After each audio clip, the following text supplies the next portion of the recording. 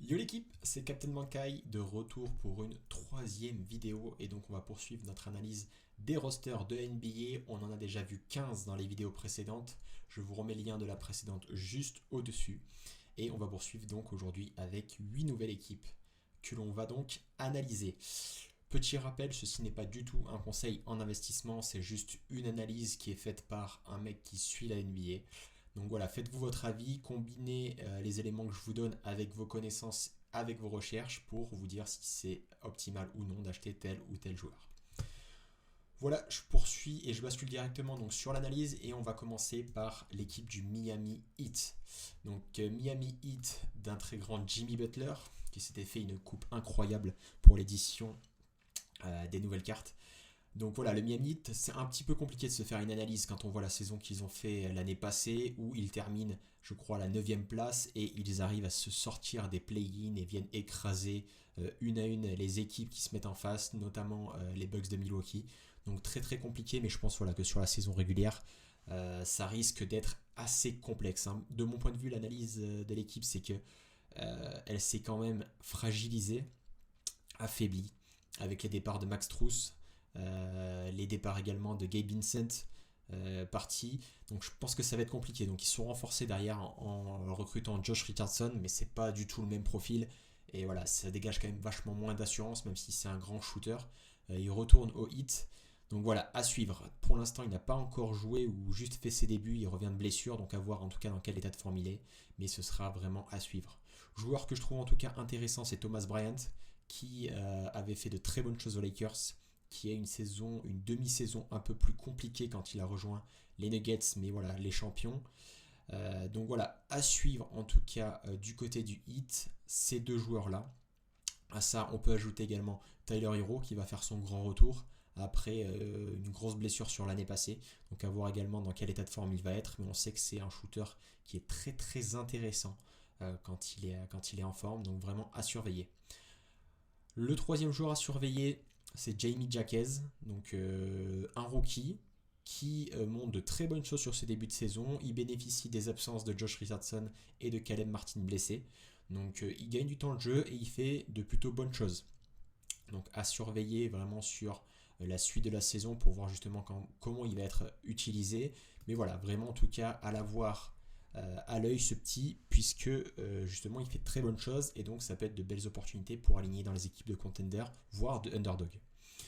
Voilà pour le Miami Heat. Donc moi je les classe en top 9. Voilà encore comme l'année dernière, accrocher les play-in. Pas bien mieux que cela. Donc à suivre pour cette nouvelle année.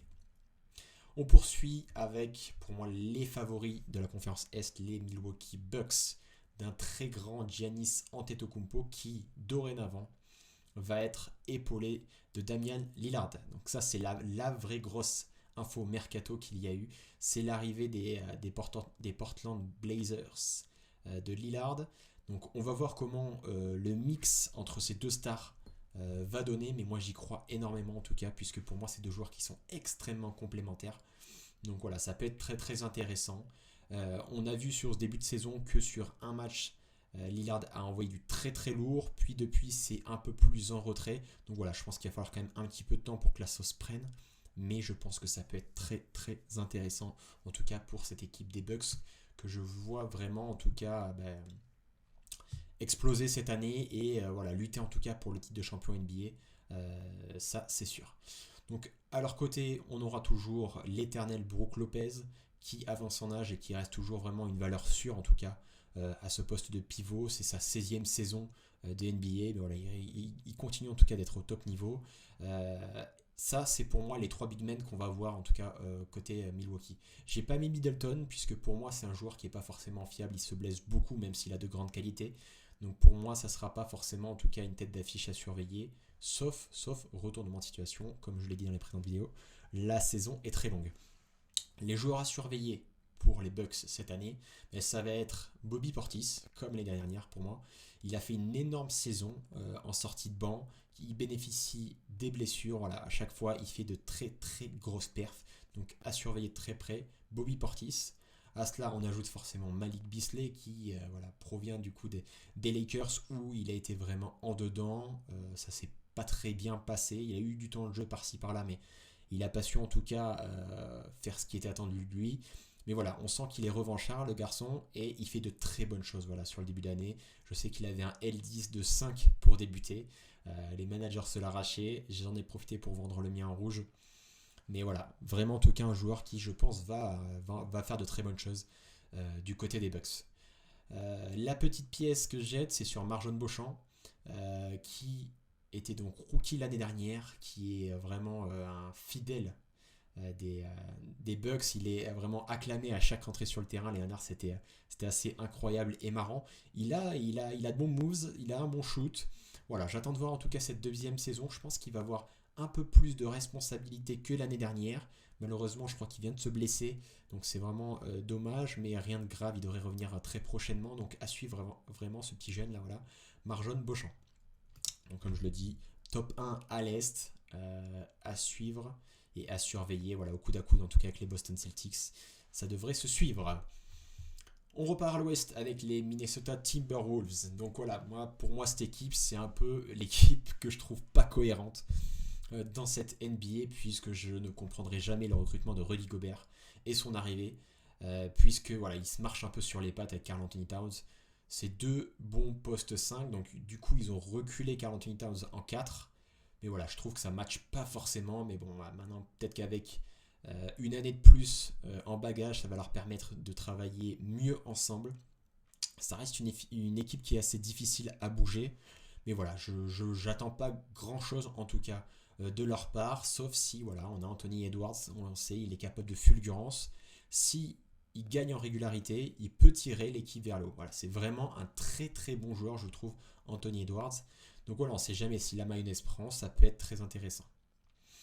À surveiller, Naz Reid. Voilà, il a démontré l'année dernière, il est capable de tout éclater. Si Rudy Gobert se blesse ou s'il y a quelque chose qui se passe mal, Naz Reid, il est là, il est jeune, il est explosif, et voilà, il va nous claquer des gros dunks, prendre un max de rebonds, et il peut faire des 50 et plus sur Sora, on l'a vu l'année dernière. Donc voilà, à vraiment en tout cas avoir en stock un petit Naz Reid, ça ne mange pas de pain. Kyle Anderson, pareil, l'année dernière, il a fait pas mal de choses, même si j'aime pas forcément le joueur.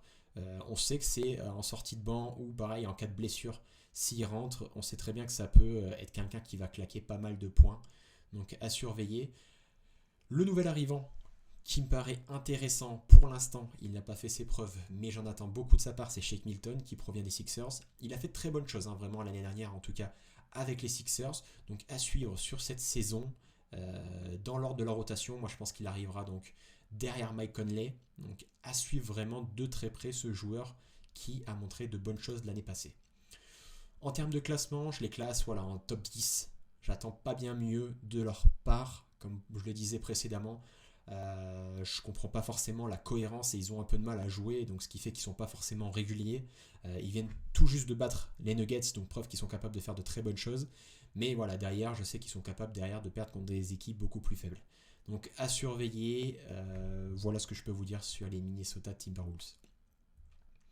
On poursuit avec les Pelicans de la New Orleans. Alors, les Pelicans qui n'ont pas fait beaucoup de changements dans leur roster. C'est un peu surprenant, je m'attendais à ce qu'ils se renforcent un petit peu sur certains postes, mais c'est pas forcément le cas. Donc forcément, la personne dont on va attendre le plus, c'est Zion Williamson. On sait qu'il est capable d'être énorme, pareil, il a un potentiel énorme, mais il a un sujet, on va dire, en dehors des terrains de NBA, qui est très très mauvais et qui fait que ça gâche un petit peu sa carrière. Donc si tout rentre dans l'ordre, on peut se dire qu'il va faire une très grande saison, mais connaissant le bonhomme, c'est un peu difficile de se faire un avis là-dessus. Donc pour moi, les Pelicans, ça va être encore une saison aussi pareil compliquée, où CJ McCollum, il va avoir beaucoup de responsabilités. On sait que quand il en a, il a été très bon l'année dernière. Il a été très bon sur Sorar également. Il avait des variances qui étaient assez intéressantes. Pour un L10 qui tourne entre les L30 et entre les 30 et les 35, je trouve que c'est un joueur en tout cas qui va être intéressant sur Sorar. Il m'a fait gagner quelques rewards l'année dernière, donc je vais encore compter sur lui cette année. Brandon Ingram à surveiller.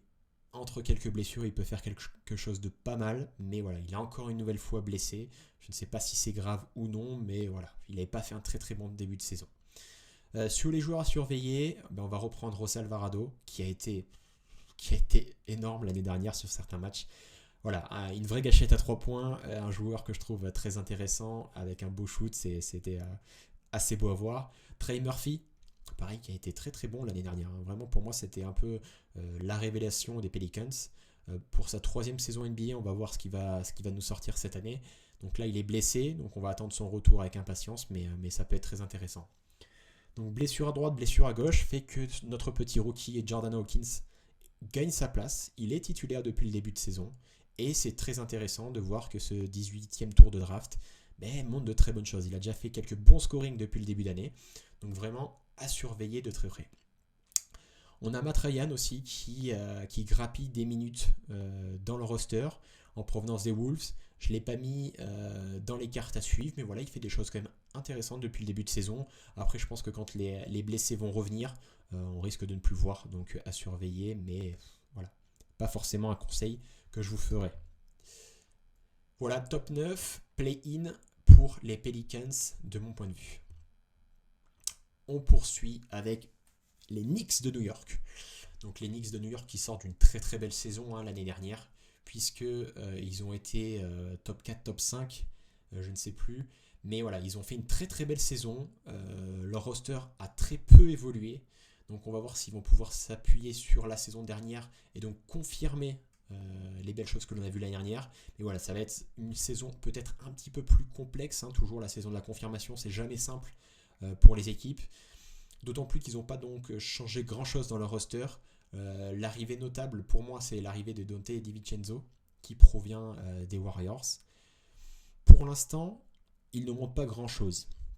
Cela dit, quand il était aux Warriors, je l'ai vu vraiment comme un très bon shooter à 3 points. Ça dégaine, ça envoie du lourd. Donc je pense que ça peut être très intéressant sur certains matchs. Pareil, en cas de blessure, encore une fois, c'est un joueur qui peut très vite devenir intéressant et nous permettre d'avoir une petite cote pour nos équipes en contender ou encore une fois en underdog. Donc à surveiller de très près. Emmanuel Quickley. Bon, lui, il envoie du pâté, c'est pareil, en termes de variance, c'est très très bon. Je pense qu'on le connaît tous sur Sorare. Donc moi, de mon point de vue, ça va être un joueur qui va être encore une nouvelle fois très intéressant. Et c'est pour ça que je l'ai intégré dans ma petite galerie. Voilà ce que je peux vous dire. Dans les valeurs sûres, on aura Julius Randle et Jalen Brunson, pour moi, qui ont été deux cartes vraiment énormes sur la saison dernière. Julius Randle qui est passé un petit peu à côté de ses playoffs. Je pense qu'il va avoir un petit goût de revanche en tout cas sur cette saison là, donc ça sera intéressant de voir la réponse à ça. R.J. Barrett, dont on attend quand même plus que ce qu'il nous montre. Il était dans les premiers tours de draft lors de sa sélection, donc voilà, on attend quand même un petit peu plus de son côté et il en est capable. Josh Hart, pour moi c'est le dernier joueur qu'il va falloir mettre sous surveillance, puisqu'il est arrivé en cours de saison dernière en provenance des Portland Trail Blazers. Voilà, je pense que ça peut être intéressant aussi. C'est un très bon shooter, à voir comment il s'intègre dans la rotation. Mais il a fait de très bonnes choses quand il est arrivé l'année dernière. Donc c'est pareil, ça peut être un joueur qui peut avoir une belle variance à surveiller sur cette nouvelle saison. Donc pour moi, je les vois un petit peu en retrait de l'année dernière. Comme je le disais, une saison de la confirmation qui est toujours plus complexe. Donc pour moi, je les classerai top 6 de la conférence Est. Petit message pour Evan Fournier en espérant vraiment qu'il se barre de cette équipe. Il a fait quelques matchs en pré-saison, on s'attendait à ce qu'il gagne du temps de jeu, mais c'est pas du tout le cas. Donc voilà, après petit pari à prendre peut-être, je pense qu'il va être tradé, en tout cas avant la trading deadlines. Mais voilà, quand ça va se passer exactement, je ne sais pas, mais voilà. À suivre, on poursuit avec les Oklahoma City Thunder. Donc pour moi vraiment, ils ont fait ils ont fait quelques changements qui sont très intéressants et ils ont surtout, je ne sais pas si on peut dire le retour ou l'arrivée de Chet Holmgren, qui en fait était le deuxième tour de draft de l'année dernière, mais en fait il a été blessé toute la saison, ce qui fait qu'il est considéré aujourd'hui comme un rookie. Et de ce que j'en vois, c'est un profil qui est très très intéressant en poste 5. Et il a quelques similitudes avec Wemby, mais dans une moindre mesure, on va dire. C'est un gars qui peut shooter à 3 points, mais voilà, qui pèse dans la raquette un petit peu, malgré le fait qu'il soit physiquement un peu frêle. Donc on va espérer en tout cas qu'il n'y ait pas de nouvelles blessures. Mais voilà, c'est quand même un joueur qui, à mon avis, va mettre pas mal de points, qui aura beaucoup d'importance au sein de cette équipe du Thunder. À côté de ça, on a toujours donc notre gâchette SGA qui sera là et qui va encore envoyer du lourd, je n'en doute pas. Il a fait une excellente saison l'année passée en étant élu, je crois, MIP d'ailleurs, hein. Donc voilà, vraiment en tout cas très intéressant de voir sa progression. On continue d'attendre et on espère qu'il va passer une nouvelle étape en tout cas dans sa progression. Pour ça, il sera accompagné de Josh Giddey, l'Australien, pareil, qui a fait une très bonne saison l'année passée. Voilà, un joueur qui est capable de scorer, donc de prendre le lead dans l'équipe, donc ça sera très intéressant. Et à côté de ça, on va avoir quelques joueurs qui vont être à surveiller. Donc le premier, c'est Jalen Williams, qui a fait une très bonne saison encore l'année dernière. Lugendorts, qui a fait pareil une très bonne saison par à-coup, par intermittence, une bonne variance dans les scorings, ça shoot à 3 points également. Voilà, très intéressant. Et enfin, sous les radars, on va garder notre petit Frenchie Ousmane Dieng, du coup, qui progresse de saison en saison et à 20 ans, il gagne du temps de jeu, il rentre dans la rotation en poste 4. Et donc derrière Jalen Williams, c'est souvent lui qui prend le relais. Donc ça peut être très intéressant à voir. Pareil, notamment aussi en cas de blessure. Le petit Ousmane Dieng, ça peut être très très intéressant à surveiller. En plus de cela, on a le dernier MVP de Euroleague, Micic, qui est arrivé, qui est considéré, qui est rookie, alors qu'il a été drafté il y a plusieurs années, mais qui n'a jamais joué. Donc à voir pareil comment il s'intègre et comment il s'imprègne de la NBA, donc ça peut être aussi intéressant. Mais globalement, en tout cas, on est une équipe du Thunder qui, pour moi, est assez jeune, mais qui est assez cohérente, en tout cas sur le papier. Si la sauce prend, ça peut être très très intéressant. Mais en tout cas, je vois en cette équipe un très bel avenir avec des petites pépites qui peuvent être très très intéressantes sur cette nouvelle saison. C'est pour ça que moi je les classe peut-être un peu haut, j'en suis conscient, mais voilà, j'attends beaucoup de bonnes choses de leur côté. Et donc je mise sur un petit top 5 si les planètes s'alignent pour le Thunder. On poursuit avec l'Orlando Magic. Alors les Magic qui n'ont pas forcément beaucoup chamboulé leur roster. Donc on va compter sur un Paolo Banchero qui va, je l'espère en tout cas, franchir une nouvelle marche. Il a montré de très bonnes choses l'année dernière par intermittence, le numéro 1 de la draft passée. Voilà, j'en attends quand même un petit peu plus de son côté. Ça peut être très très très très intéressant. Et on sait qu'il est épaulé quand même de petites pépites, pareil, qui vont être à pâlir pour continuer un petit peu d'augmenter le niveau du Magic, que ce soit du Franz Wagner, que ce soit du Markelle Fultz, qui, on le sait, donc, a eu une grave blessure lors du lancement de sa carrière et qui montre des choses de mieux en mieux, qui retrouve son shoot petit à petit. Ça peut être en tout cas très intéressant. Les joueurs à surveiller, ça va être également du Jalen Suggs, qui, dès qu'il prend feu, ça peut être hyper intéressant. Cole Anthony, c'est pareil, c'est un joueur que j'ai et donc que j'ai bien surveillé l'année dernière. Et c'est pareil, il a une variance qui est très très intéressante, très intéressante sur Sorare. Donc vraiment à surveiller de très près ce joueur-là. Et ils ont un petit rookie qui est arrivé, qui s'appelle Anthony Black, qui a été drafté donc à la 6e position l'année dernière. Ça peut être vraiment très intéressant à surveiller, à voir également s'il grappille du temps de jeu, parce qu'en fait on a quand même pas mal de joueurs qui sont capables de jouer et qui ont un niveau assez proche les uns des autres. Donc ça sera quand même un vrai combat pour lui de gagner de plus en plus de minutes. Mais voilà, je pense qu'il a un profil qui est très intéressant et qui peut être complémentaire en tout cas de ce qu'il y a déjà dans l'effectif. Donc à surveiller cette année. Voilà pour les Magic que je place donc en top 8 avec en tout cas un effectif que je trouve cohérent. Avec un pivot pareil dont je n'ai pas parlé, Wendell Carter Jr. qui fait de très bonnes choses. Quand il était blessé derrière, c'était Moritz Wagner, du coup le frérot de Franz qui prenait le relais et qui a aussi fait de très bonnes choses. Voilà, je trouve quand même qu'on a une équipe qui est assez cohérente, c'est pour ça que je les place en tout cas dans le top 8.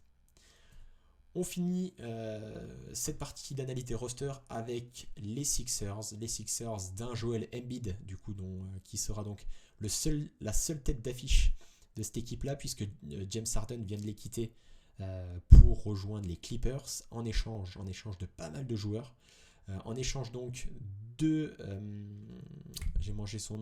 Kenyon Martin Jr., de Covington, de Nicolas Batum également.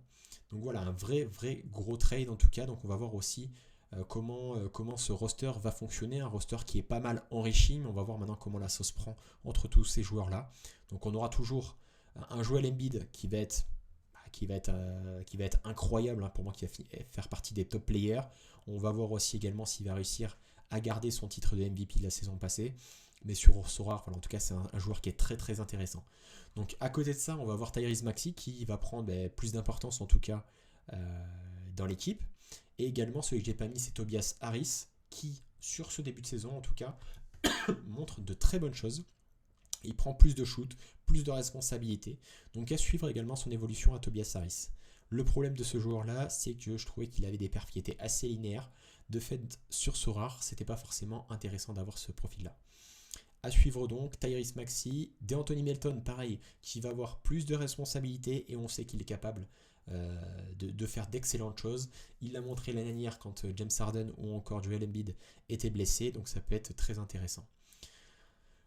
La recrue qui sera très importante et qui fait déjà un très bon début de saison, c'est Kelly Oubre Jr., qui a commencé la saison en tant que sixième homme et qui est en train de prendre la place depuis le départ de James Harden.